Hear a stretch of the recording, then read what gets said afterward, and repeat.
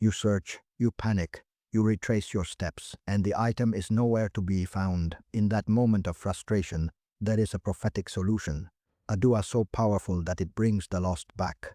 The Prophet, peace be upon him, taught his companions a specific supplication for when they lose something, a supplication that most of us have forgotten. And it is a key to not just finding the lost object, but to strengthening your faith. The Prophet, peace be upon him, said, "Whoever recites this dua will have his lost item returned to him, even if it is at the bottom of the sea." Stay for number 1, the key to finding what you have lost. Before we begin, we have gathered the daily practices of the Beloved, peace be upon him, into one book, the Sunnah Home Manual, 40 practices, every hadith verified. Now, let us return to the moment of loss. Let us learn what to do when you lose something. Let us begin with number 1, the prophetic dua for lost items. The Prophet, peace be upon him, taught a specific dua for when something is lost. He said, recite, Allahumma a'idni ilayha wa a'ida ilayya. O Allah, return it to me and return me to it. Another version is recorded in the hadith. Allahumma radda alayya al-gala, ala-kala. O Allah, return to me the lost item. The scholars explain that these words are a powerful means of finding the lost. The Prophet did not just teach them. He promised that they would work. He said, if a person loses something and recites this, Allah will return it to him. Imagine the Prophet, peace be upon him, in a moment of loss. He does not panic. He does not despair. He turns to Allah. He recites the dua, and he trusts. That is the Sunnah, and it is still available to you. Number 2. The etiquette of retracing your steps. The Prophet, peace be upon him, taught that you should not just make dua and wait. You should also take practical steps. The companions would retrace their steps. They would look carefully. They would ask others. The scholars explain that this is a balance of tawakkul, trust in Allah, and practical effort. You trust Allah, but you also take the means. The Prophet, peace be upon him, said, tie your camel and then trust in Allah. This is the same principle. You make dua. You also retrace your steps. You look, you search, you ask. Imagine the Prophet, peace be upon him, losing something. He makes dua. He retraces his steps. He looks carefully. He combines trust with effort. That is the Sunnah. Number 3. The power of patience. The Prophet, peace be upon him, taught that patience is the key to finding what you have lost. He said, whoever is patient, Allah will make him patient. The scholars explain that panicking only makes the situation worse. When you panic, your mind becomes cloudy. You cannot think clearly. You cannot remember where you last saw the item. But when you are patient, your mind is calm. You can think clearly. You can retrace your steps. The Prophet, peace be upon him, was a model of patience. He taught that patience is a light.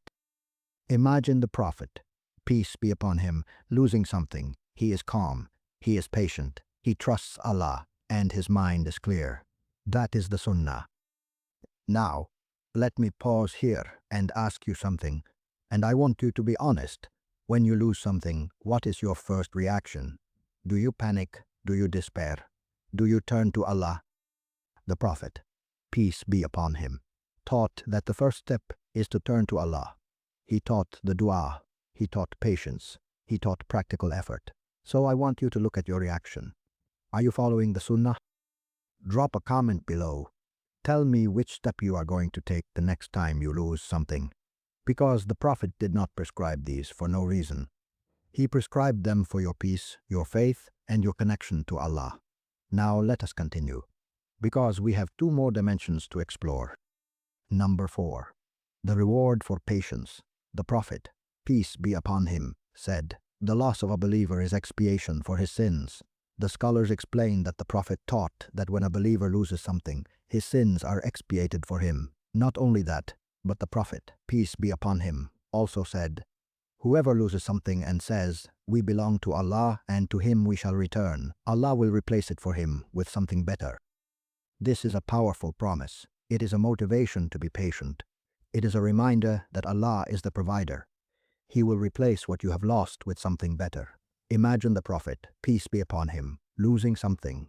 He does not despair. He recites the dua. He is patient. He trusts Allah, and Allah replaces it with something better. That is the Sunnah.